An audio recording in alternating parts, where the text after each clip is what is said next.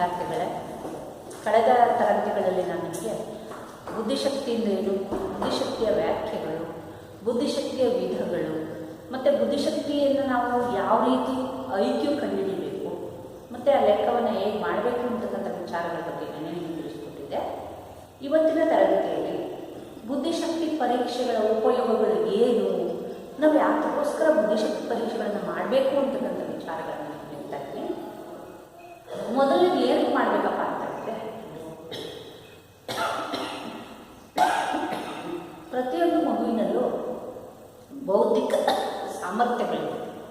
ಆ ಬೌದ್ಧಿಕ ಸಾಮರ್ಥ್ಯಗಳನ್ನು ಗುರುತಿಸ್ಲಿಕ್ಕೆ ನಾವೇನು ಮಾಡಬೇಕಪ್ಪ ಅಂತ ಹೇಳಿದ್ರೆ ಬುದ್ಧಿಶಕ್ತಿ ಪರೀಕ್ಷೆಗಳನ್ನು ಮಾಡಬೇಕು. ಹಾಗಾಗಿ ಮಕ್ಕಳ ಬೌದ್ಧಿಕ ಸಾಮರ್ಥ್ಯಗಳನ್ನು ಗುರುತಿಸಲಿಕ್ಕೆ ಬುದ್ಧಿಶಕ್ತಿ ಪರೀಕ್ಷೆಗಳು ನಮಗೆ ನೆರವಾಗುತ್ತೆ. ಇನ್ನು ಸೆಕೆಂಡ್ ಪಾಯಿಂಟ್ ಅಂತ ಹೇಳಿದ್ರೆ ಮಾನಸಿಕ ದೌರ್ಬಲ್ಯ ಅಂತ ಹೇಳಿ, ಕೆಲವು ವ್ಯಕ್ತಿಗಳಲ್ಲಿ ಕೆಲವು ದೌರ್ಬಲ್ಯಗಳಿರುತ್ತೆ. ಅಂದರೆ ಹಿಂಜರಿತಕ್ಕಂಥದ್ದು, ಮತ್ತು ಕೀಳಿರಿಮೆ ಭಾವನೆಯನ್ನು ಹೊಂದಿರತಕ್ಕಂಥದ್ದು, ಅಥವಾ ಮೇಲಿರಿಮೆಯ ಭಾವನೆಗಳನ್ನು ಹೊಂದಿರತಕ್ಕಂಥದ್ದು, ನನ್ನ ಬಿಟ್ಟು ಇನ್ಯಾರು ಜಾಣ ಇಲ್ಲ ಅಂತಕ್ಕಂಥದ್ದು, ಇಂತಹ ಕೆಲವು ಮಾನಸಿಕ ದೌರ್ಬಲ್ಯಗಳನ್ನು ನಾವು ದೂರ ಮಾಡಲಿಕ್ಕೆ ಬುದ್ಧಿಶಕ್ತಿ ಪರೀಕ್ಷೆಗಳನ್ನು ಬಳಸ್ಕೊಳ್ತೇವೆ. ಅದೇ ರೀತಿ ಈ ಮಕ್ಕಳನ್ನು ಬುದ್ಧಿಶಕ್ತಿಯ ಆಧಾರದ ಮೇಲೆ ವರ್ಗೀಕರಣ ಮಾಡಲಿಕ್ಕೆ, ಕ್ಲಾಸಿಫಿಕೇಶನ್ ಮಾಡಲಿಕ್ಕೆ ಬುದ್ಧಿಶಕ್ತಿ ಪರೀಕ್ಷೆಗಳು ನಮಗೆ ತುಂಬ ಸಹಾಯಕ ಆಗುತ್ತೆ. ಅಂದರೆ ಪ್ರತಿಭಾನ್ವಿತರ್ಯಾರು, ಸರಾಸರಿ ಬುದ್ಧಿವಂತರ್ಯಾರು, ದಡ್ಡರು ಅಂತಕ್ಕಂಥದ್ದನ್ನು ಗುರುತಿಸಲಿಕ್ಕೆ ನಮಗೆ ಬುದ್ಧಿಶಕ್ತಿ ಪರೀಕ್ಷೆಗಳು ಸಹಾಯಕ ಆಗುತ್ತೆ. ಇನ್ನು ಜವಾಬ್ದಾರಿಯನ್ನು ಕೊಡಲಿಕ್ಕೆ, ಅಂದರೆ ಬುದ್ಧಿಶಕ್ತಿಯ ಆಧಾರದ ಮೇಲೆ ಆಯಾಯ ಮಕ್ಕಳಿಗೆ ಏನೇನು ಜವಾಬ್ದಾರಿ ಕೊಡಬೇಕು, ಈಗ ಕ್ಲಾಸ್ ಲೀಡರ್ ಆಗ್ತಕ್ಕಂಥದ್ದು, ಅಥವಾ ಕಲ್ಚರಲ್ ಆರ್ಗನೈಸೇಷನ್ ಲೀಡರ್ ಆಗ್ತಕ್ಕಂಥದ್ದು, ಈ ಥರ ಸ್ಪೋರ್ಟ್ಸ್ ಲೀಡರ್ ಮಾಡ್ತಕ್ಕಂಥದ್ದು, ಇಂಥ ಹಲವಾರು ವಿಷಯಗಳಿಗೆ ಸಂಬಂಧಿಸಿದಂತೆ ಆ ಮಕ್ಕಳಿಗೆ ಜವಾಬ್ದಾರಿಯನ್ನು ಕೊಡಲಿಕ್ಕೆ ಬುದ್ಧಿಶಕ್ತಿ ಪರೀಕ್ಷೆಗಳು ನಮಗೆ ಸಹಾಯಕ ಆಗುತ್ತೆ. ಇನ್ನು ವೈಯಕ್ತಿಕ ಸಮಸ್ಯೆಗಳಿರುತ್ತೆ, ಕೆಲವರಿಗೆ ಹೊಂದಾಣಿಕೆ ಸಮಸ್ಯೆಗಳಿರುತ್ತೆ, ಅಥವಾ ದೈಹಿಕವಾಗಿರ್ತಕ್ಕಂಥ ಕೆಲವು ಸಮಸ್ಯೆಗಳಿರ್ಬೋದು, ಅಥವಾ ಗೊಂದಲ, ಆತಂಕ, ಸದಾ ಸಂಶಯ ದೃಷ್ಟಿಯಿಂದ ನೋಡ್ತಕ್ಕಂಥದ್ದು, ಇಂತಹ ಕೆಲವು ಸಮಸ್ಯೆಗಳಿರುತ್ತೆ. ಅದನ್ನು ಬಗೆಹರಿಸಲಿಕ್ಕೆ ನಮಗೆ ಈ ಬುದ್ಧಿಶಕ್ತಿ ಪರೀಕ್ಷೆಗಳು ಸಹಾಯಕ ಆಗುತ್ತೆ.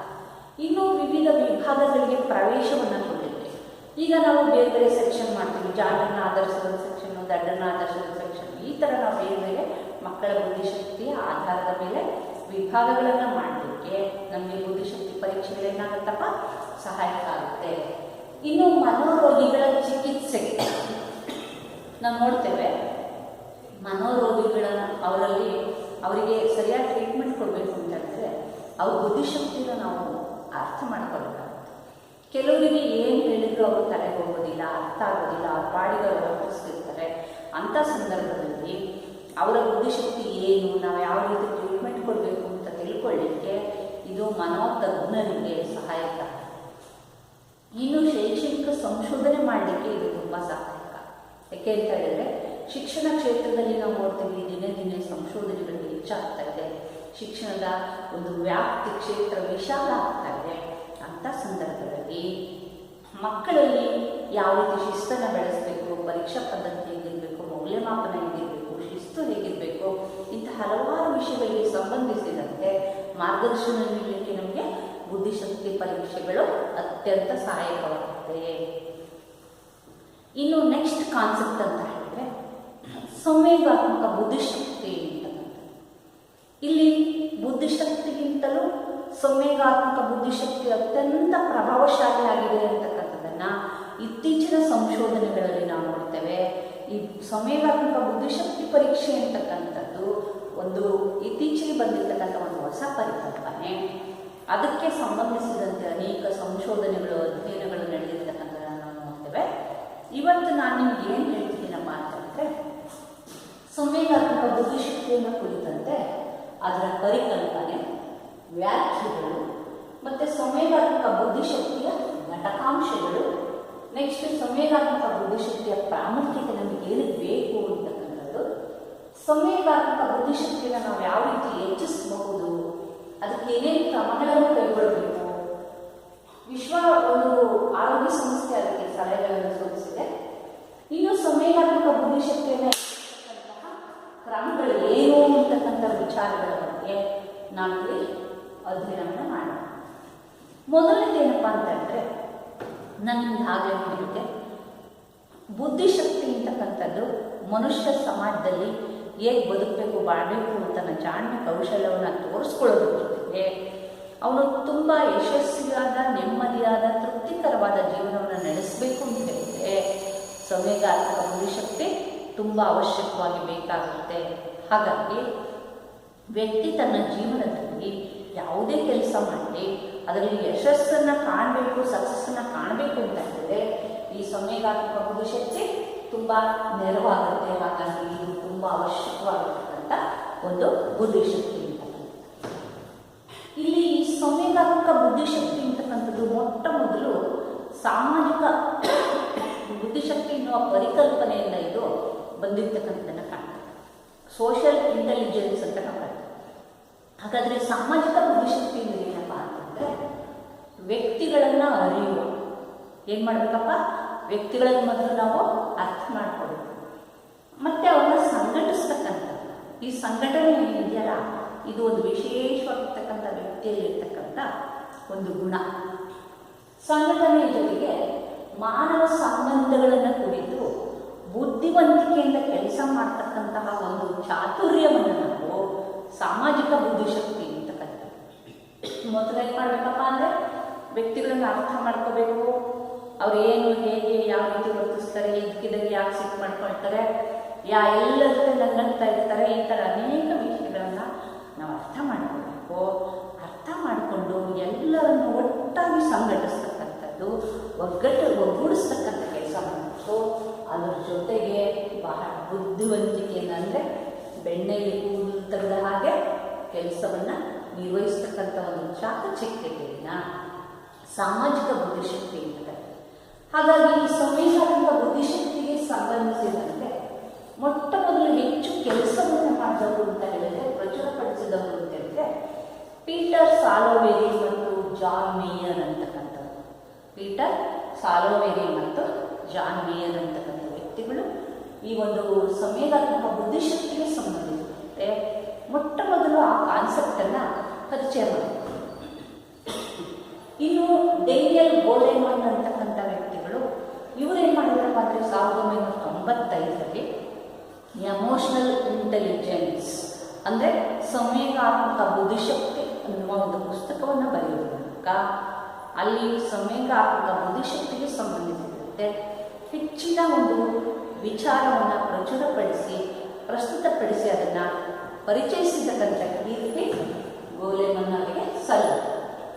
ಹಾಗಾದರೆ ಸಂವೇಗಾತ್ಮಕ ಬುದ್ಧಿಶಕ್ತಿ ಅಂದರೆ ಏನು ಅನ್ನುವ ವ್ಯಾಖ್ಯೆಗಳನ್ನು ನಾವು ನೋಡ್ತಾ ಹೋದರೆ, ಮೊದಲನೇದಾಗಿ ಇಲ್ಲಿ ಜಾನ್ ಮೇಯರ್ ಮತ್ತು ಪೀಟರ್ ಸಾಲೋವೆರಿ ಅಂತಕ್ಕಂಥ ತಜ್ಞರು, ಮನೋವಿಜ್ಞಾನಿಗಳು ಹೇಳಿರೋ ಪ್ರಕಾರ ಭಾವನೆಗಳನ್ನು ಗ್ರಹಿಸುವ, ಮೊದಲೇನು ಮಾಡಬೇಕಪ್ಪ, ಭಾವನೆಗಳನ್ನು ಗ್ರಹಿಸ್ಕೋಬೇಕು, ಅದನ್ನು ನಮ್ಮ ತಿಳ್ಕೋಬೇಕು ನಾವು ಫಸ್ಟ್.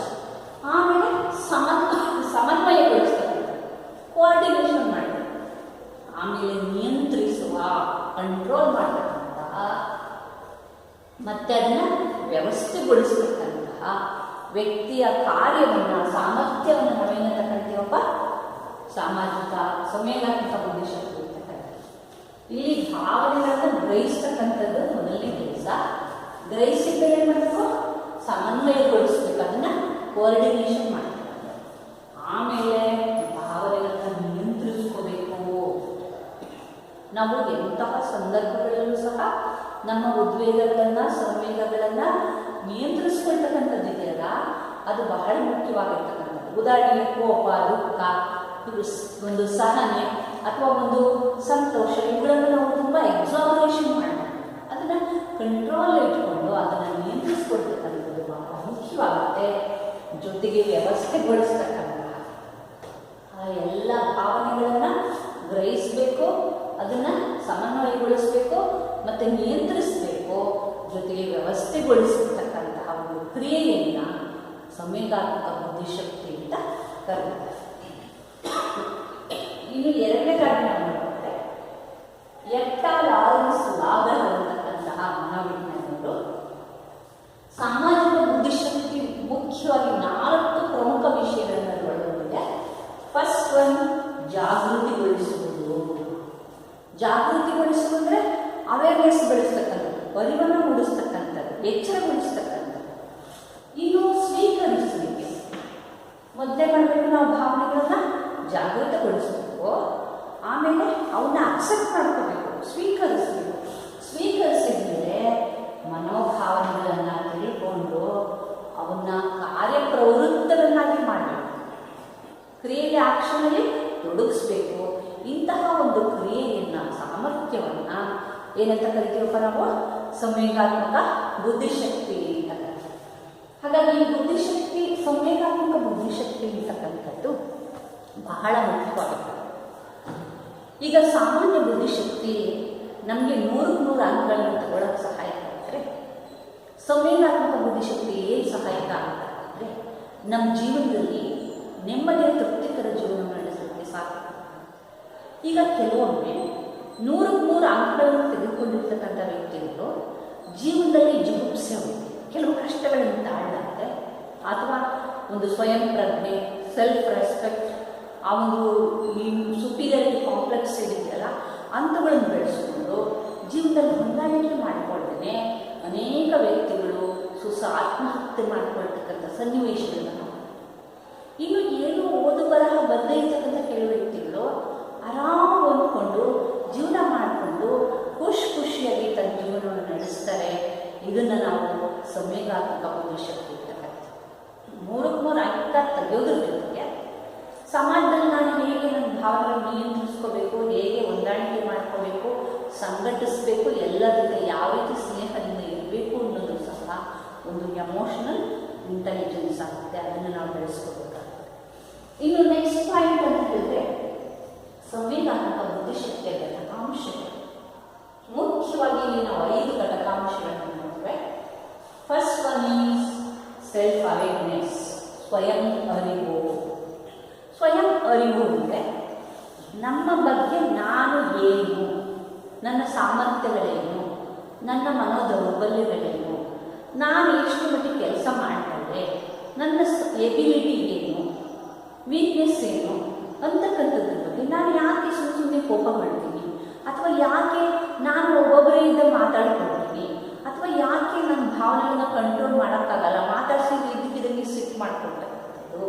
ಈ ರೀತಿ ನಮ್ಮನ್ನು ನಾವೇ ವಿಮರ್ಶೆ ಒಳಪಡಿಸಿಕೊಂಡು ಅದನ್ನು ನಾವು ಸರಿ ತಿಳ್ಕೊಳ್ತಕ್ಕಂಥದ್ದನ್ನು ಸೆಲ್ಫ್ ಅವೇರ್ನೆಸ್ ಅಂತ ನಾವು ಕರಿತೀವಿ. ಇದು ಬಹಳ ಮುಖ್ಯವಾಗಿದೆ.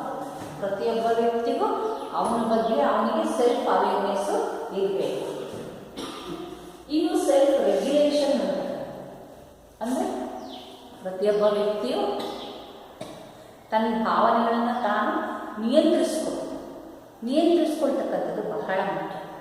ಅನೇಕ ಸಂದರ್ಭಗಳಲ್ಲಿ ನಾವು ನಮಗೇನೇ ಕಷ್ಟ ಬಂದಿರ್ಬೋದು, ಅಥವಾ ಯಾರಾದರೂ ಬೈದಿರ್ಬೋದು, ಇನ್ನೇನೋ ಸಂದರ್ಭಗಳಲ್ಲಿ ಎಂತಹ ಸಿಟ್ಟು ಬಂದ್ರೂ ಅಥವಾ ದುಃಖ ಆದ್ರೂ ಅದನ್ನು ತಡ್ಕೊಳ್ತಕ್ಕಂಥ ಒಂದು ಕೆಪಾಸಿಟಿ ಇದೆಯಲ್ಲ, ಅದು ಸೆಲ್ಫ್ ರೆಗ್ಯುಲೇಷನ್. ಯಾವುದೇ ಒಂದು ಕೆಲಸವನ್ನು ಮಾಡ್ತಕ್ಕಂಥ ಸಂದರ್ಭದಲ್ಲಿ ನಮಗೆ ಅನೇಕ ಅಡಚಣೆಗಳು ಬರುತ್ತೆ. ಆ ಅಡಚಣೆಗಳು ಬಂದು ಅಂತ ಹೇಳಿ ನಾವು ಕೆಲಸದಿಂದ ಹಿಂದೆ ಸರಿಯೋದಲ್ಲ.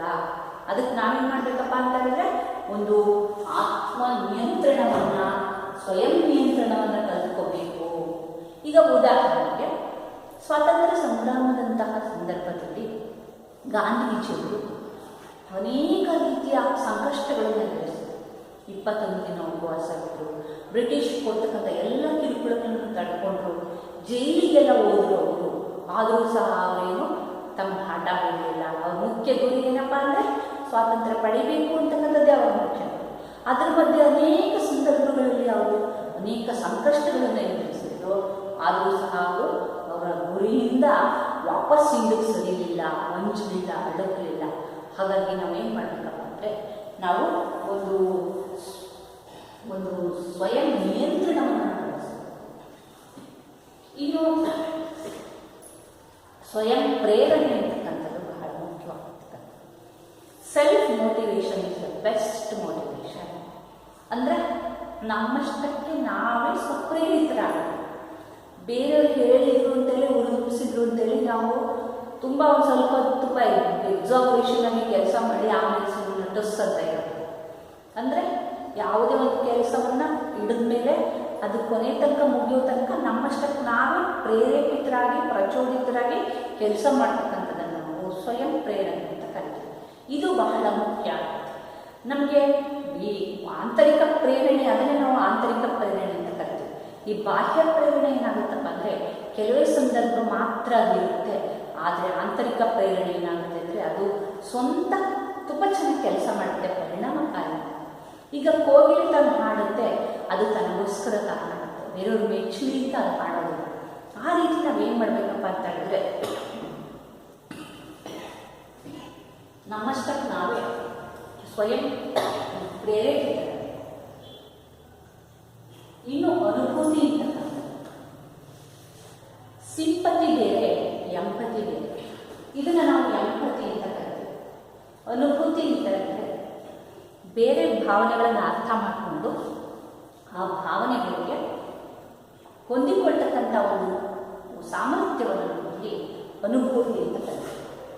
ಈ ಅನುಭೂತಿ ಅಂತಕ್ಕಂಥದ್ದು ಒಂದು ಸಮುದಾಯದಲ್ಲಿ, ಸಮಾಜದಲ್ಲಿ ವ್ಯಕ್ತಿತ್ವವನ್ನು ಮೇಲ್ಮಟ್ಟಕ್ಕೇರಿಸುವಲ್ಲಿ ಇದು ಸಹಾಯಕವಾಗುತ್ತೆ. ಹಾಗಾಗಿ ನಾವು ವಿದ್ಯಾರ್ಥಿಗಳಲ್ಲಿ ಏನು ಮಾಡಬೇಕಪ್ಪ ಅಂತ ಹೇಳಿದ್ರೆ ಬೇರೆಯವರ ಭಾವನೆಗಳನ್ನು ಅರ್ಥ ಮಾಡಿಕೊಂಡು ಅದಕ್ಕೆ ಹೊಂದಿಕೊಳ್ತಕ್ಕಂತಹ ಅನುಭೂತಿಯ ಮನೋಭಾವನೆಯನ್ನು ಸಹ ನಾವು ಬೆಳೆಸಬೇಕು. ಇದು ಸಾಮಾಜಿಕ ಕೌಶಲ್ಯಗಳು ಸಹ ಮುಖ್ಯವಾಗುತ್ತದೆ. ಸೋಷಿಯಲ್ ಸ್ಕಿಲ್ ಅಂತ ನಾವು ಅಂದರೆ ಪರಿಣಾಮಕಾರಿ ಸಂವಹನ. ಯಾವ ರೀತಿ ನಾವು ಶಾಬ್ದಿಕವಾಗಿ ಸಂವಹನ ಮಾಡಬೇಕೆ ಅಥವಾ ಅಶಾಬ್ದಿಕವಾಗಿ ಸಂವಹನ ಮಾಡಬೇಕೆ, ಅಥವಾ ಯಾವ ರೀತಿ ಜನಗಳಿಗೆ ಅರ್ಥವಾಗೋ ರೀತಿಯಲ್ಲಿ ಪರಿಸ್ಥಿತಿಯನ್ನು ಅರ್ಥೈಸಬೇಕು, ಅದಕ್ಕೆ ನಾನು ಏನೇನು ಸ್ಕಿಲ್ಸನ್ನು ಬಳಸ್ಕೋಬೇಕು, ಕಮ್ಯುನಿಕೇಷನ್ ಸ್ಕಿಲ್ಸ್ ಏನಿದೆಯಲ್ಲ ಅವನು ಬಳಸ್ಕೋಬೇಕು. ಇದು ಬಹಳ ಮುಖ್ಯವಾಗಿರ್ತಕ್ಕಂಥದ್ದು. ಇದನ್ನು ತಿಳ್ಕೊಂಡು ನಾವೇನು ಮಾಡಬೇಕು, ಸಾಮಾಜಿಕ ಕೌಶಲ್ಯಗಳನ್ನು ಬಳಸಬೇಕು.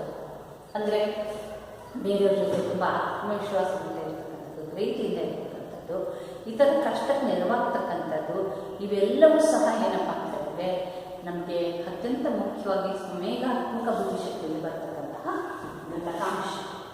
ಇನ್ನು ಸಂವೇಗಾತ್ಮಕ ಬುದ್ಧಿಶಕ್ತಿ ನಮಗೆ ಏನು ಬೇಕು ಅಂತ ಹೇಳಿದ್ರೆ ಫಸ್ಟ್ ಒನ್ ಏನಕ್ಕಪ್ಪ ಅಂತ ಹೇಳಿದ್ರೆ ನಾವು ಜೀವನದಲ್ಲಿ ಯಶಸ್ಸನ್ನು ಕಾಣಬೇಕು. ಎಲ್ಲರ ಮುಖ್ಯ ಗುರಿ ಏನಪ್ಪ ಅಂತ ಹೇಳಿದ್ರೆ ನಾವು ಸಕ್ಸಸ್ಸನ್ನು ಕಾಣಬೇಕು ಅಂತಕ್ಕಂಥದ್ದು.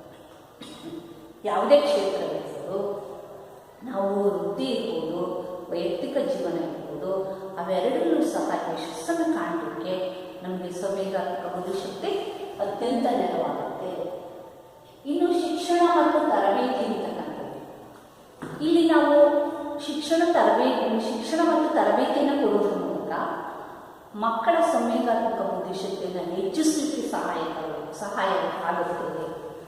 ಈಗ ಚೆನ್ನಾಗಿ ಓದೋ ಅಧ್ಯಯನ ಸ್ಕಿಲ್ಸನ್ನು ಮಕ್ಕಳಿಗೆ ಹೇಳ್ಕೊಟ್ಟು 100ಕ್ಕೆ 100 ಅಂಕಗಳನ್ನು ತೆಗೆಯೋ ರೀತಿ ಮಾಡುವಂತೆಯೇ ಇಲ್ಲೂ ಸಹ ಏನು ಮಾಡ್ಬೋದು ಅಂದರೆ ಆ ಸಂವೇಗಾತ್ಮಕ ಬುದ್ಧಿಶಕ್ತಿಯನ್ನು ಹೆಚ್ಚಿಸಲಿಕ್ಕೆ ನಾವು ತರಬೇತಿಯನ್ನು ಕೊಡ್ಬೋದು. ಶಿಕ್ಷಣವನ್ನು ಕೊಡೋದ್ರ ಮೂಲಕ ಆ ಮಗು ಸಮಾಜದಲ್ಲಿ ಯಾವ ರೀತಿ ನಿಂತ್ಕೋಬೇಕು, ತನ್ನ ಭಾವನೆಗಳನ್ನು ಹೇಗೆ ಹಿಡಿತದಲ್ಲಿ ಇಟ್ಕೋಬೇಕು, ಸೆಲ್ಫ್ ರೆಸ್ಪೆಕ್ಟನ್ನು ಯಾವ ರೀತಿ ಬೆಳೆಸ್ಕೋಬೇಕು, ಸೆಲ್ಫ್ ಅವೇರ್ನೆಸ್ಸನ್ನು ಯಾವ ರೀತಿ ಬೆಳೆಸ್ಕೋಬೇಕು, ಈ ಥರ ಒಂದು ಎಫೆಕ್ಟಿವ್ ಆಗಿರ್ತಕ್ಕಂಥ ಕಮ್ಯುನಿಕೇಷನ್ ಸ್ಕಿಲ್ಸನ್ನು ನಾವು ಹೇಗೆ ಬೆಳೆಸ್ಕೋಬೇಕು ಅಂತಕ್ಕಂಥ ಹಲವಾರು ವಿಷಯಗಳಿಗೆ ಸಂಬಂಧಿಸಿದಂತೆ ನಾವು ಆ ಮಗುವಿಗೆ ಶಿಕ್ಷಣ ಮತ್ತು ತರಬೇತಿಯನ್ನು ಕೊಡೋದ್ರ ಮೂಲಕ ಅದರ ಸಂವೇಗಾತ್ಮಕ ಬುದ್ಧಿಶಕ್ತಿಯನ್ನು ಹೆಚ್ಚಿಸಲಿಕ್ಕೆ ಸಾಧ್ಯವಾಗುತ್ತೆ. ಇನ್ನು ತನ್ನೊಂದಿಗೆ ಮತ್ತು ಇತರರೊಂದಿಗೆ ಸೂಕ್ತ ರೀತಿಯಲ್ಲಿ ವ್ಯವಹರಿಸಲಿಕ್ಕೆ ಸಂವೇಗಾತ್ಮಕ ಬುದ್ಧಿಶಕ್ತಿ ತುಂಬ ಅವಶ್ಯಕವಾಗಬೇಕು. ಮೊದಲೇನಪ್ಪ ಅಂತ ಹೇಳಿದ್ರೆ ನಮ್ಮೊಂದಿಗೆ ನಾವೇ ಹೊಂದ್ಕೋಬೇಕು. ಅಷ್ಟೇ, ನಾನು ಹೇಗೆ, ನಾನೇನು ಮಾಡಿದೆ, ಏನು ಸಾಧಿಸಿದೆ, ನನ್ನಲ್ಲಿರೋ ವೀಕ್ನೆಸ್ ಏನು ಅಂತಕ್ಕಂಥ ನಾವು ಅರ್ಥ ಮಾಡ್ತೀವಿ. ಅದ್ರ ಜೊತೆ ಬೇರೆಯವ್ರ ಜೊತೆ ನಾವು ಹೇಗೆ ಹೊಂದ್ಕೋಬೇಕು, ಯಾವ ರೀತಿ ಇರಬೇಕು, ಯಾವ ರೀತಿ ನಯವಿನಯದಿಂದ ಅವ್ರ ಜೊತೆ ಇರಬೇಕು ಅಂತಕ್ಕಂಥ ವಿಷಯಗಳನ್ನು ತಿಳ್ಕೊಳ್ಳಿಕ್ಕೆ ನಮಗೆ ಸಾಧ್ಯ. ಇನ್ನು ಶೈಕ್ಷಣಿಕ ಪ್ರಗತಿಯನ್ನು ಮಾಡಲಿಕ್ಕೆ ಕಂಡುಕೊಳ್ಳಲಿಕ್ಕೆ ಸಂವೇಗಾತ್ಮಕ ಬುದ್ಧಿಶಕ್ತಿ ತುಂಬ ನೆರವಾಗುತ್ತದೆ. ಸಂವೇಗಾತ್ಮಕ ಬುದ್ಧಿಶಕ್ತಿ ಉಳ್ಳಂತಹ ವ್ಯಕ್ತಿ ತುಂಬ ಪರಿಶ್ರಮಿಯಾಗಿರ್ತಾನೆ, ಕಷ್ಟಪಟ್ಟು ಕೆಲಸ ಮಾಡ್ತಾನೆ, ಕಾನ್ಫಿಡೆಂಟಾಗಿ ಕೆಲಸ ಮಾಡ್ತಾನೆ, ಮತ್ತು ಅವನು ಹೆಚ್ಚು ಅಂಕಗಳನ್ನು ತೆಗೆಯಲಿಕ್ಕೆ ಸಾಧ್ಯ ಆಗುತ್ತೆ. ಯಾಕೆ ಅಂತ ಹೇಳಿದರೆ ಎಲ್ಲರ ಜೊತೆ ಹೊಂದಾಣಿಕೆ ಮಾಡಿಕೊಳ್ತಕ್ಕಂಥ ಸ್ವಭಾವ ಬರುತ್ತೆ ಅವನಿಗೆ. ತನ್ನ ಅವನಿಗೆ ಆತ್ಮವಿಶ್ವಾಸ ಹೆಚ್ಚಾಗುತ್ತೆ. ಈ ರೀತಿಯಾಗಿ ಏನಾಗುತ್ತಪ್ಪ ಅಂತಂದರೆ ಅವನು ಒಳ್ಳೆ ಮಾರ್ಕ್ಸನ್ನು ತಗೊಂಡು ಜೀವನದಲ್ಲಿ ಸಂತೋಷದ ಯಶಸ್ಸಿನ ಒಂದು ಜೀವನವನ್ನು ನಡೆಸಲಿಕ್ಕೆ ಸಾಧ್ಯ. ಇನ್ನು ಸಂವೇಗಗಳನ್ನು ಉತ್ತೇಜಿಸಲಿಕ್ಕೆ ಇದು ಸಹಾಯಕಾಗುತ್ತೆ. ಅಂದರೆ ನಮ್ಮ ಭಾವನೆಗಳನ್ನು, ಉದ್ವೇಗಗಳನ್ನು ಉತ್ತೇಜನ ಮಾಡಲಿಕ್ಕೆ, ಅಂದರೆ ಪ್ರೀತಿ ಇರ್ಬೋದು, ಸಹನೆ, ಕರುಣೆ, ದೇಶಭಕ್ತಿ ಅಥವಾ ವಾತ್ಸಲ್ಯ, ಇಂತಹ ಕೆಲವು ವಿಷಯಗಳನ್ನು ನಾವು ಇನ್ನೂ ಚೆನ್ನಾಗಿ ಬೆಳೆಸಲಿಕ್ಕೆ ಅಥವಾ ಸಹಾಯ ಮಾಡ್ತಕ್ಕಂಥ ಒಂದು ಮನೋಭಾವನೆ ಇರ್ಬೋದು, ಇಂಥವುಗಳನ್ನು ಹೆಚ್ಚು ಮಾಡಲಿಕ್ಕೆ ನಮಗೆ ಸಂವೇಗಾತ್ಮಕ ಬುದ್ಧಿಶಕ್ತಿ ತುಂಬ ಸಹಾಯಕ ಆಗುತ್ತೆ. ಈಗ ಮಕ್ಕಳಿಗೆ ಕಲೆ, ಸಾಹಿತ್ಯ, ಸಂಗೀತ ಇರ್ಬೋದು, ಒಂದು ದೇಶಾಭಿಮಾನ ಇರ್ಬೋದು, ಅಥವಾ ಇನ್ಯಾವುದೇ ಸೈಂಟಿಫಿಕ್ ಆಟಿಟ್ಯೂಡ್ ಇರ್ಬೋದು, ಇಂತಹ ಕೆಲವು ಮನೋಭಾವಗಳನ್ನು ಬೆಳೆಸೋಕ್ಕೆ ನಮಗೆ ಸಂವೇಗಾತ್ಮಕ ಬುದ್ಧಿಶಕ್ತಿ ನೆರವಾಗುತ್ತೆ. ಇನ್ನು ಈ ಸಂವೇಗಾತ್ಮಕ ಬುದ್ಧಿಶಕ್ತಿಯನ್ನು ಹೆಚ್ಚಿಸಲಿಕ್ಕೆ, ಸಂವರ್ಧನೆ ಮಾಡಲಿಕ್ಕೆ ಕ್ರಮಗಳೇನೇನು ಅಂತಕ್ಕಂಥದ್ದನ್ನು ವಿಶ್ವ ಆರೋಗ್ಯ ಸಂಸ್ಥೆ, ವರ್ಲ್ಡ್ ಹೆಲ್ತ್ ಆರ್ಗನೈಸೇಷನ್ ಅಂತ ಹೇಳ್ತೀವೋ, ಅದು ಇಲ್ಲಿ ನಮಗೆ ಮುಖ್ಯವಾಗಿ 10 ಪಾಯಿಂಟ್ಸನ್ನು ನಮಗೆ ಕೊಟ್ಟಿದ್ದಾರೆ. ಅದರಲ್ಲಿ ಮೊದಲನೇದಪ್ಪ ಅಂದರೆ ವಿಮರ್ಶಾತ್ಮಕ ಚಿಂತನೆ, ಕ್ರಿಟಿಕಲ್ ಥಿಂಕಿಂಗ್.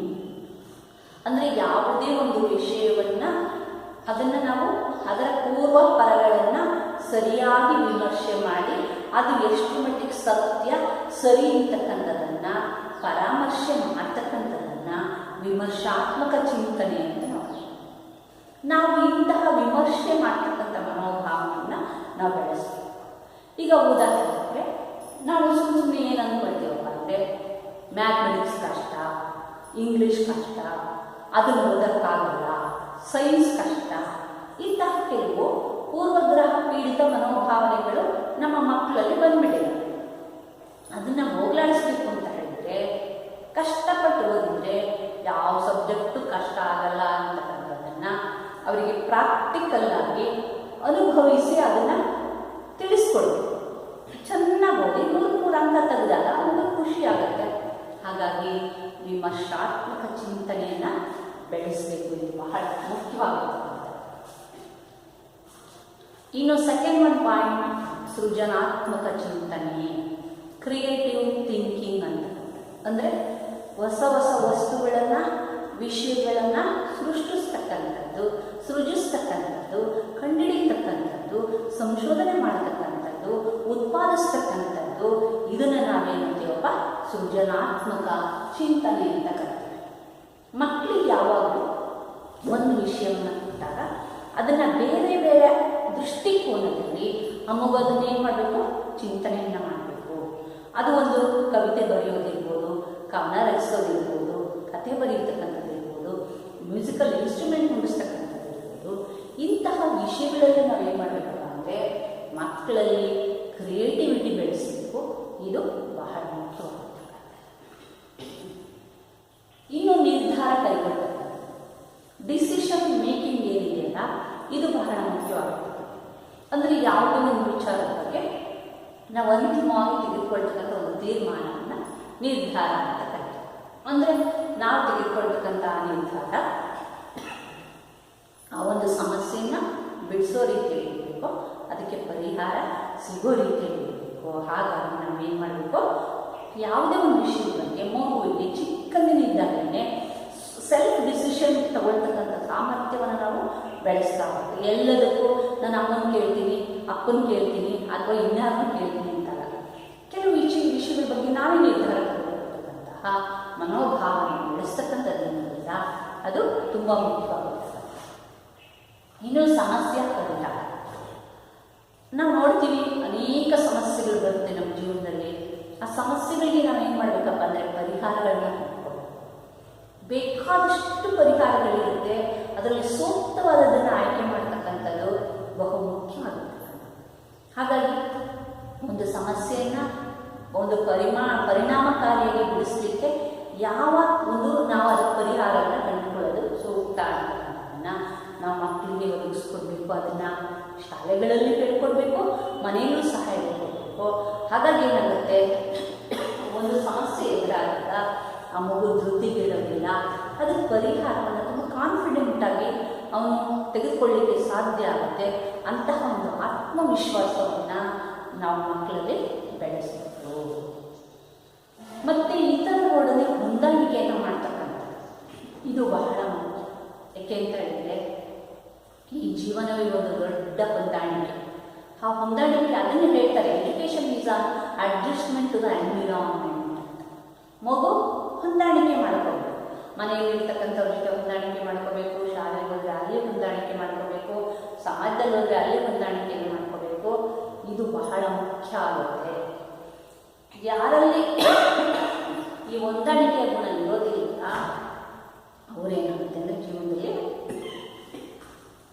ಅನೇಕ ಸಮಸ್ಯೆಗಳನ್ನು ಎದುರಿಸ್ತಾರೆ. ಹಾಗಾಗಿ ಮಕ್ಕಳಲ್ಲಿ ನಾವೇನು ಮಾಡಬೇಕು, ಹೊಂದಾಣಿಕೆ ಮಾಡಿಕೊಳ್ತಕ್ಕಂತಹ ಗುಣವನ್ನು ಕಲಿಸಬೇಕು. ಅದು ಕುಟುಂಬದಿಂದಲೇ ಬರಬೇಕು. ನೆಕ್ಸ್ಟ್ ಒನ್ ಅಂತ ಹೇಳಿದರೆ ಪರಿಣಾಮಕಾರಿ ಸಂವಹನ. ತುಂಬ ಎಫೆಕ್ಟಿವ್ ಆಗಿ ಕಮ್ಯುನಿಕೇಷನ್ ಅಂದರೆ ತನ್ನ ಭಾವನೆಗಳನ್ನು ವ್ಯಕ್ತಪಡಿಸ್ತಕ್ಕಂಥ ಸಾಮರ್ಥ್ಯ, ತನ್ನ ಮನಸ್ಸಿನ ಭಾವನೆಗಳನ್ನು ವಿಷಯಗಳನ್ನು ಇನ್ನೊಬ್ಬರಿಗೆ ಬೇರೆಯವರಿಗೆ ತಿಳಿಸ್ತಕ್ಕಂಥದ್ದು. ಅದು ಶಾಬ್ದಿಕ ಇರ್ಬೋದು, ಅಶಾಬ್ದಿಕ ಇರ್ಬೋದು, ಅದನ್ನು ತುಂಬ ಪರಿಣಾಮಕಾರಿಯಾಗಿ ನಾವು ತಿಳಿಸ್ಬೇಕಾಗುತ್ತೆ. ಇದು ಸಹ ಮುಖ್ಯವಾಗಿರ್ತಕ್ಕಂಥದ್ದು. ಇನ್ನು ಭಾವನೆಗಳನ್ನು ಸಹಿಸ್ಕೊಳ್ತಕ್ಕಂಥದ್ದು ಅಂದರೆ ಕೆಲವೊಂದು ಸಂದರ್ಭಗಳಲ್ಲಿ ನಮಗಾಗ್ತಕ್ಕಂತಹ ನೋವು, ದುಃಖ, ಅಪಮಾನ, ಅವಮಾನ ಇವುಗಳನ್ನು ನಾವು ಸಹಿಸ್ಕೋಬೇಕಾಗುತ್ತೆ. ಸಂತೋಷ, ಹೊಗಳಿಕೆ ಇವೆಲ್ಲ ಬಂದರೆ ಓಕೆ, ಆದರೆ ತೆಗಳಿಕೆ ಬರ್ತವೆ, ಕೆಲವೊಮ್ಮೆ ಅವಮಾನಗಳು ಬರುತ್ತೆ, ಅಪಮಾನಗಳು ಬರುತ್ತೆ, ನಿಂದನೆಗಳು ಬರುತ್ತೆ. ಇವುಗಳನ್ನು ನಾವೇನು ಮಾಡ್ಕೋಬೇಕು, ಸಹಿಸ್ಕೊಳ್ತಕ್ಕಂಥ ಮನೋಭಾವನೆಯನ್ನು ಬೆಳೆಸ್ಕೊಂಡು ಅವನ್ನ ಸರಿ ಮಾಡಿಸ್ಕೊಂಡು ಯಾವ ರೀತಿ ಸರಿಯಾಗಿ ಬದುಕಬೇಕು ಅನ್ನೋದನ್ನು ನಾವಿಲ್ಲಿ ಕಲಿಬೇಕಾಗುತ್ತೆ. ಇದು ಸಹ ಮುಖ್ಯವಾಗುತ್ತೆ. ಇನ್ನು ಒತ್ತಡಗಳ ನಿರ್ವಹಣೆ. ಅನೇಕ ರೀತಿಯ ಒತ್ತಡಗಳು ನಮಗೆ ಬರುತ್ತೆ. ಅಂದರೆ ಏಕಕಾಲದಲ್ಲಿ ಅನೇಕ ಕೆಲಸಗಳನ್ನ ಮಾಡಿ ಮುಗಿಸ್ಬೇಕಾಗುತ್ತೆ. ಇದು ಬಹಳ ಮುಖ್ಯ ಆಗುತ್ತೆ. ಹಾಗಾಗಿ ಈ ಸ್ಟ್ರೆಸ್ಗಳನ್ನು ಮ್ಯಾನೇಜ್ ಮಾಡ್ತಕ್ಕಂತಹ ಒಂದು ಕೆಪಾಸಿಟಿನ ನಾವು ಬೆಳೆಸಬೇಕು. ಕುಟುಂಬದಲ್ಲಿ ಸಮಸ್ಯೆಗಳಿರ್ಬೋದು, ವೃತ್ತಿಯಲ್ಲಿ ನಾವು ತೊಡಗಿದಾಗ ಅಲ್ಲಿ ಬರ್ತಕ್ಕಂಥ ಸಮಸ್ಯೆಗಳಿರ್ಬೋದು, ಅವನ್ನ ಸುಲಭವಾಗಿ ಯಾವ ರೀತಿ ಎಳೆಯಾಗಿ ಬಿಡಿಸಬೇಕು, ಅವನ್ನ ಹೇಗೆ ನಾನು ನಿಯಂತ್ರಿಸ್ಕೋಬೇಕು, ಚೆನ್ನಾಗಿ ಅವ್ರ ಪರಿಹಾರ ಕಂಡ್ಕೋಬೇಕು ಅಂತಕ್ಕಂಥದ್ದನ್ನು ಕಲಿಸ್ತಕ್ಕಂಥದ್ದು ಸಹ ಬಹಳ ಮುಖ್ಯ ಆಗುತ್ತೆ. ಇನ್ನು ಆತ್ಮಪ್ರಜ್ಞೆ ಇದು ಬಹಳ ಸೆಲ್ಫ್ ಕಾನ್ಷಿಯಸ್ ಅಂತಕ್ಕಂಥದ್ದು ಬಹಳ ಮುಖ್ಯ. ಅಂದರೆ ನನ್ನ ಬಗ್ಗೆ ನಾನು ಏನು ಅಂತಕ್ಕಂಥದ್ರ ಬಗ್ಗೆ ಅರಿವನ್ನು ಮೂಡಿಸ್ಕೊಳ್ತಕ್ಕಂಥ. ಅಂದರೆ ಜಾಗೃತಾವಸ್ಥೆಯಲ್ಲಿ ನಾನು ಹೇಗಿರ್ತೀನಿ, ಏನು ಮಾಡ್ತೀನಿ, ಯಾಕೆ ನಾನು ಆ ಥರ ಕೋಪಿಸ್ಕೊಳ್ತೀನಿ, ಅಥವಾ ಯಾಕೆ ನಾನು ಬೇರೆ ಜೊತೆ ಮಿಂಗಲಾಗಲ್ಲ, ಈ ತರಹದ ನಾನೇನು ನನ್ನ ಸಾಮರ್ಥ್ಯಗಳೇನು ಅಂತಕ್ಕಂಥದ್ದನ್ನು ತಿಳ್ಕೊಳ್ತಕ್ಕಂಥದ್ದು ಆತ್ಮ ಪ್ರಜ್ಞೆ ಆಗುತ್ತೆ. ಇದು ಬಹಳ ಮುಖ್ಯ. ನಾವು ಅದನ್ನು ತಿಳ್ಕೊಂಡಾಗ ನಮ್ಮಲ್ಲಿರ್ತಕ್ಕಂಥ ದೌರ್ಬಲ್ಯಗಳನ್ನು ಸರಿಪಡಿಸ್ಕೊಳ್ಳಿಕ್ಕೆ ಅದು ನಮಗೆ ಸಹಾಯಕ. ಅದೇ ರೀತಿಯಲ್ಲಿ ಅನುಭೂತಿ ಇರ್ತಕ್ಕಂಥದ್ದು, ಅದನ್ನೇ ನಾವು ಎಂಪತಿ ಇರ್ತಕ್ಕಂಥದ್ದು. ಅಂದರೆ ಬೇರೆಯವ್ರ ಭಾವನೆಗಳನ್ನು ಅರ್ಥ ಮಾಡಿಕೊಂಡು ಅವ್ರ ಭಾವನೆಗಳಿಗೆ ನಾವು ಹೊಂದ್ಕೊಳ್ತಕ್ಕಂಥ ರೀತಿಯನ್ನು ನಾವು ಎಂಪತಿ ಅಂತಕ್ಕಂಥದ್ದು. ಇದು ಸಹ ಬಹಳ ಮುಖ್ಯ. ಮೊದಲು ನಮ್ಮನ್ನು ಅರ್ಥ ಮಾಡಿ, ಆಮೇಲೆ ಬೇರೆಯವ್ರನ್ನ ಅರ್ಥ ಮಾಡಿಕೊಂಡು ಅವ್ರ ಜೊತೆ ಹೊಂದಾಣಿಕೆ ಮಾಡ್ಕೊಳ್ತಕ್ಕಂಥದ್ದೇನಿದೆ ಅದು ಬಹಳ ಮುಖ್ಯ ಆಗುತ್ತೆ. ಇಂತಹ ಈ ಪಾಯಿಂಟ್ಸ್ಗಳನ್ನು ನಾವು ಮುಂದಲ್ಲಿಟ್ಕೊಂಡಾಗ ನಾವು ಬುದ್ಧಿಶಕ್ತಿ ಒಂದು ಸಂವೇಗಾತ್ಮಕವಾದ ಬುದ್ಧಿಶಕ್ತಿಯನ್ನು ಹೆಚ್ಚಿಸ್ಕೊಳ್ಳಿಕ್ಕೆ ಇದು ನೆರವಾಗುತ್ತೆ. ಇನ್ನು ಸಂವೇಗಾತ್ಮಕ ಬುದ್ಧಿಶಕ್ತಿಯನ್ನು ಹೆಚ್ಚಿಸಲಿಕ್ಕೆ ಶಾಲಾ ಕಾಲೇಜುಗಳಲ್ಲಿ, ಸಮಾಜದಲ್ಲಿ, ಮನೆಯಲ್ಲಿ ಏನೇನು ಮಾಡಬೇಕಂತ ಅಂತಂದರೆ, ಫಸ್ಟ್ ಒನ್ ಏನಪ್ಪ ಅಂತಂದರೆ ಮಕ್ಕಳಲ್ಲಿ ನಾವು ಕೆಲವು ವಿಷಯಗಳ ಬಗ್ಗೆ ಏನು ನಾವು ಜ್ಞಾನವನ್ನು, ಅರಿವನ್ನು, ತಿಳುವಳಿಕೆಯನ್ನು ಕಲಿಸ್ತೀವಲ್ಲ ಅದು ನ್ಯಾಚುರಲ್ ಆಗಿರಬೇಕು, ಸ್ವಾಭಾವಿಕವಾಗಿರಬೇಕು.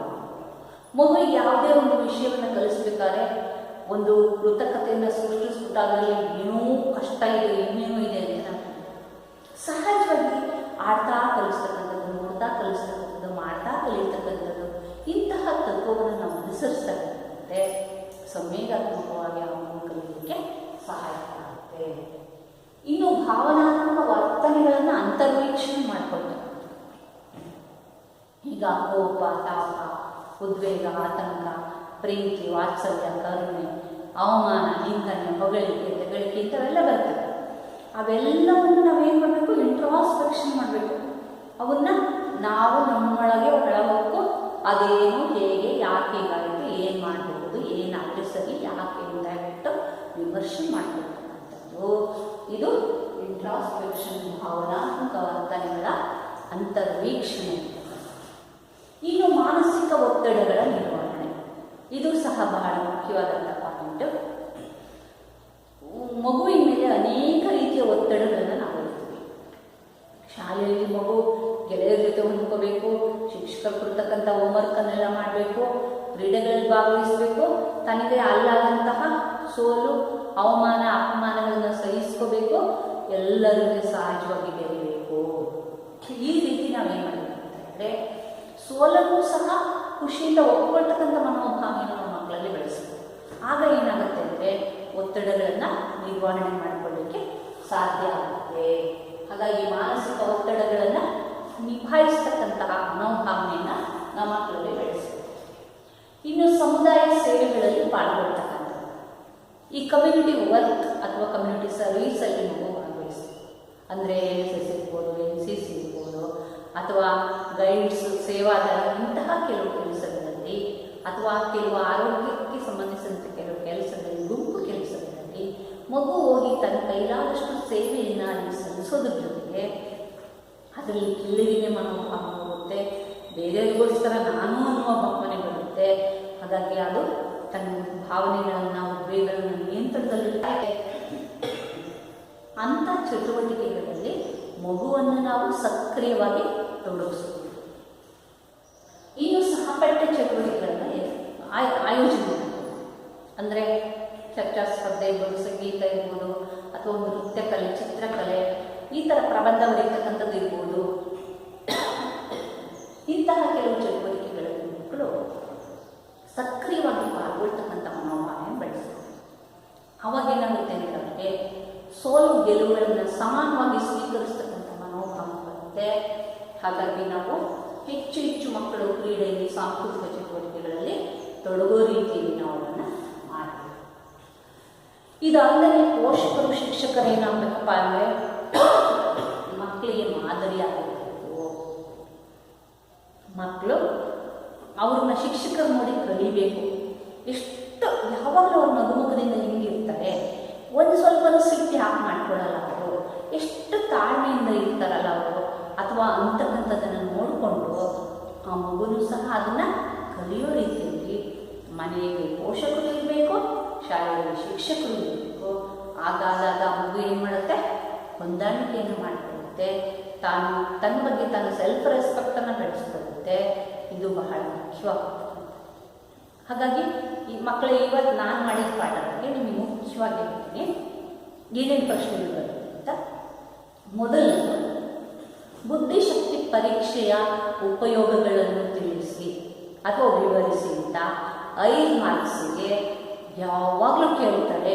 ಇದು ಕಡ್ಡಾಯವಾಗಿ ಬರುತ್ತೆ, ಚೆನ್ನಾಗಿ ನೆನಪಿಟ್ಕೊಳ್ಳಿ. ಬುದ್ಧಿಶಕ್ತಿ ಪರೀಕ್ಷೆಯ ಉಪಯೋಗಗಳನ್ನು ವಿವರಿಸಿ. ಇನ್ನು ಸಂವೇಗಾತ್ಮಕ ಬುದ್ಧಿಶಕ್ತಿ ಅಂದರೆ ಏನು ಅಂತ 1 ಮಾರ್ಕ್ಸ್ ಕೇಳ್ತಾರೆ. ಅಥವಾ ಸಂವೇಗಾತ್ಮಕ ಬುದ್ಧಿಶಕ್ತಿಯನ್ನು ಪರಿಚಯಿಸಿದವರ ಯಾರು ಅಂತ 1 ಮಾರ್ಕ್ಸ್ ಕೇಳ್ಬೋದು. ಇನ್ನು ಅದರ ಡೆಫಿನೇಷನ್ ಕೇಳ್ಬೋದು. ಸಂವೇಗಾತ್ಮಕ ಬುದ್ಧಿಶಕ್ತಿಯ ವ್ಯಾಖ್ಯೆಯನ್ನು ಬರೆಯಿರಿ ಅಂತ ಕೇಳ್ಬೋದು. ಅದನ್ನು ಬಿಟ್ಟರೆ 5 ಮಾರ್ಕ್ಸ್ಗೆ ಸಂವೇಗಾತ್ಮಕ ಬುದ್ಧಿಶಕ್ತಿಯ ಘಟಕಾಂಶಗಳನ್ನು ತಿಳಿಸಿ ಅಂತ ಕೇಳ್ಬೋದು. ಆವಾಗ ನೀವು 5 ಘಟಕಾಂಶಗಳನ್ನು ನೀಟಾಗಿ ಬಂದರೆ ನಿಮಗೆ 5ಕ್ಕೆ 5 ಮಾರ್ಕ್ಸ್ ಸಿಗ್ತದೆ. ಇನ್ನೂ ಸಂವೇಗಾತ್ಮಕ ಬುದ್ಧಿಶಕ್ತಿಯ ಪ್ರಾಮುಖ್ಯತೆಯನ್ನು ವಿವರಿಸಿ ಅಂತಲೂ ಕೇಳ್ಬೋದು. ಅದಕ್ಕೂ ಸಹ ನೀವು ಪಾಯಿಂಟ್ಸನ್ನು ಬರಬೇಕಾಗುತ್ತೆ. ಇನ್ನು 10 ಮಾರ್ಕ್ಸ್ಗೆ ಸಂವೇಗಾತ್ಮಕ ಬುದ್ಧಿಶಕ್ತಿ ಅಂದ್ರೇನು, ಸಂವೇಗಾತ್ಮಕ ಬುದ್ಧಿಶಕ್ತಿಯನ್ನು ಸಂವರ್ಧನಗೊಳಿಸುವ ಕ್ರಮಗಳನ್ನು ತಿಳಿಸಿ ಅಂತ ಕೇಳಿ. ಅವಾಗ ನೀವೇನು ಮಾಡಬೇಕು? ಈ 10 ಪಾಯಿಂಟ್ಸ್ ಬರೀತಾ ಹಾಗೆ ವಿವರಿಸ್ತಾ ಹೋಗ್ತಾ ಹೋಗಬೇಕು. ಆವಾಗ ನಿಮ್ಗೆ 10ಕ್ಕೆ 10 ಮಾರ್ಕ್ಸ್ ಸಹ ಸಿಗ್ಬೇಕು. ಇನ್ನು ಕ್ರಮಗಳು ಅಂತ ಹೇಳಿದ್ರೆ ಏನೇನು ಕ್ರಮಗಳನ್ನು ತಗೋಬೇಕು ಅಂತಕ್ಕಂಥದ್ರ ಬಗ್ಗೆ ಕಾಮನ್ ಇದ್ದಿದೆ. ಶಾಲೆಯಲ್ಲಿ ಏನು ಮಾಡಬೇಕು, ಮನೆಯಲ್ಲಿ ಏನು ಮಾಡಬೇಕು ಅಂತಕ್ಕಂಥದ್ದು. ಹಾಗಾಗಿ ನೀವು ಈ ವಿಷಯಗಳ ಬಗ್ಗೆ ಚೆನ್ನಾಗಿ ಗಮನ ಬಿಟ್ಟು